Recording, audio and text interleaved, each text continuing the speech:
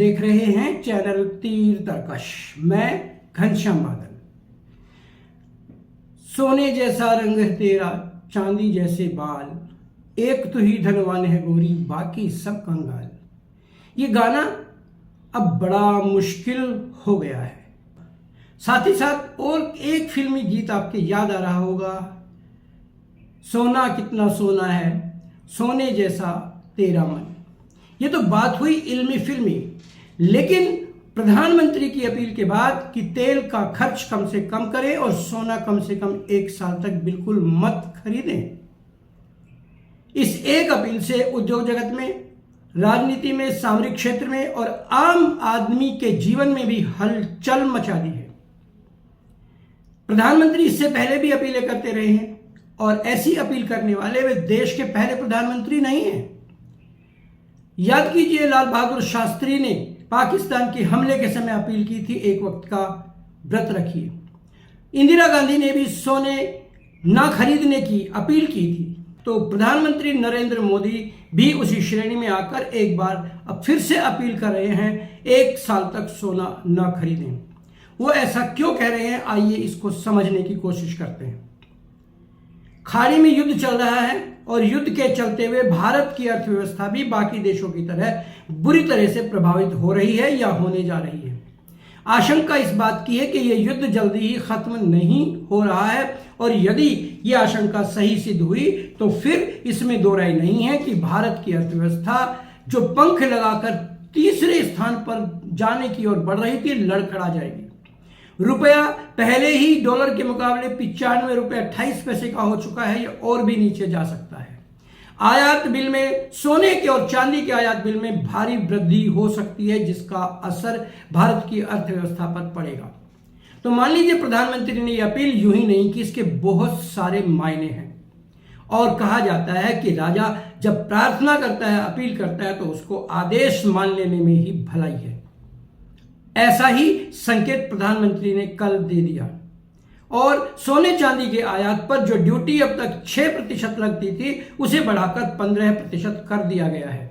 यानी अगर आपके पास ज्यादा ही पैसा है या फिर आप सोना खरीदने के लिए मरे जा रहे हैं, तो फिर आपको ज्यादा भुगतान भी करने के लिए तैयार रहना होगा।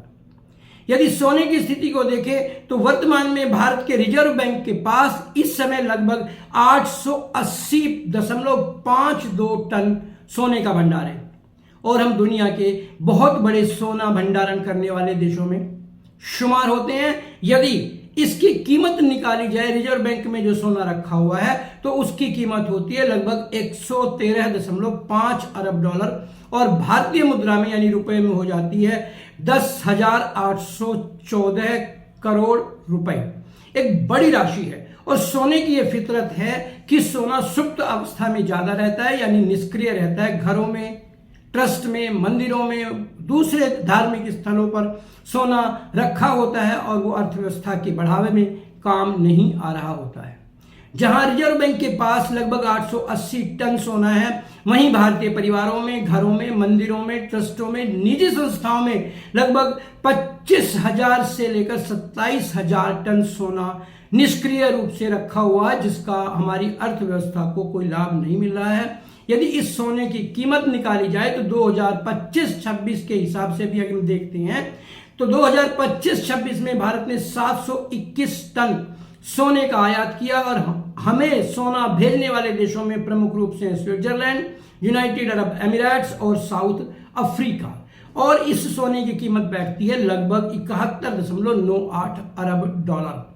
यदि चांदी का निवेश भी, यदि चांदी का आयात भी इसमें शामिल कर लिया जाए तो यह हो जाता है लगभग 84 अरब डॉलर और 95 रुपये 28 पैसे के हिसाब से यदि निकालते हैं तो 8 लाख करोड़ रुपए से ऊपर जाता है। और ये हमारी अर्थव्यवस्था का 5 से 9% तक का हिस्सा है, यानी इतना हिस्सा निष्क्रिय रूप में पड़ा हुआ है। वैसे भारतीयों की सोने के प्रति ललक, उनकी इच्छा बहुत पुरानी है। हर स्त्री का स्त्री धन सोने या चांदी में होता है। सोने चांदी को सबसे बेहतर और सबसे स्थिर, सबसे सुरक्षित निवेश माना जाता है।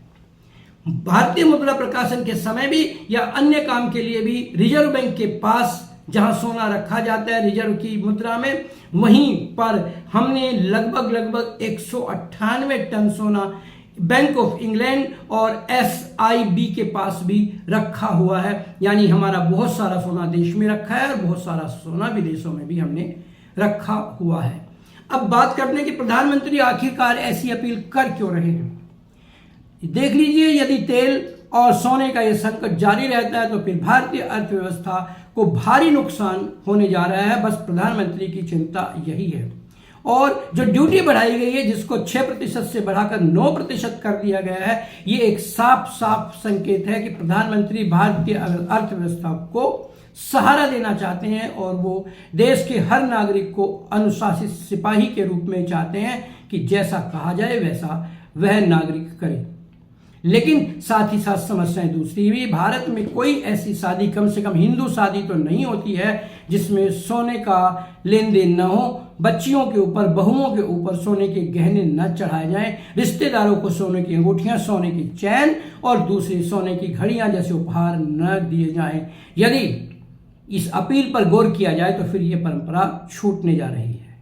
साथ ही साथ और भी हमें देखना होगा, यदि सोना रोक दिया जाता है, सोने की बिक्री कम होती है, तो फिर स्वर्ण व्यवसाय से, चांदी के व्यवसाय से जुड़ा हुआ एक बड़ा वर्ग बुरी तरह प्रभावित होगा और सोने चांदी का उद्योग लगभग ठप होने की स्थिति में आ जाएगा। ऐसी स्थिति में करोड़ों वे लोग जिनके परिवार सोने चांदी के काम से चल रहे हैं, सड़क पर आ जाएंगे। तो उनका ध्यान भी सरकार को रखना होगा। यदि इस अपील को केवल 50%, 60% लोग भी अपने जीवन में उतार लेते हैं, यानी 1 वर्ष तक वो सोना नहीं खरीदते हैं, तो भारत को लगभग 1 लाख अरब डॉलर से ज्यादा का लाभ होगा। यानी हमारा ये पैसा विदेशों से सोना चांदी आयात करने पर खर्च नहीं होगा। और जब ये पैसा देश में रहेगा तो इस पैसे का पुनर्चक्रण यानी रिसाइकलिंग होती रहती है। इससे स्टार्टअप, रोजगार, नई फैक्ट्रियां खुलना, कृषि क्षेत्र में उन्नति का होना, साथ ही साथ और दूसरे सेक्टर्स को भी बल मिलेगा और देश की अर्थव्यवस्था एक नई ऊंचाइयों को छुएगी। लेकिन खतरा भी इसमें है, यानी एक रेड साइन भी इस प्रकार से रोक लगाने में है। यदि सोने के आयात पर इस प्रकार से नियंत्रण कर दिया जाता है तो फिर पुराना इतिहास बताता है कि सोने की तस्करी बढ़ जाएगी, क्योंकि ड्यूटी बचाने में 1 किलो सोने के ऊपर जो तस्करी करेगा उसको लगभग 21, 22 से 23 लाख रुपए तक का फायदा होगा। यानी सोना तो लोग खरीदेंगे, सोना बिकेगा भी, लेकिन सरकार को इसका घाटा उठाना पड़ेगा। यानी सरकार की अपील पर हम ध्यान दें, इसमें कोई बुराई नहीं है। विपक्ष अपनी बात कह रहा है, उस पर भी हम गौर करें, इसमें भी कोई बुराई नहीं है। लेकिन जब बात देश हित की आती है तो हमें अपनी परंपराएं, अपना लालच, अपनी सुरक्षा के बजाय देश की सुरक्षा, देश की प्रगति, देश की तरक्की, देश की उन्नति, देश के विकास और अर्थव्यवस्था को मिलने वाली गति पर बल देना होगा।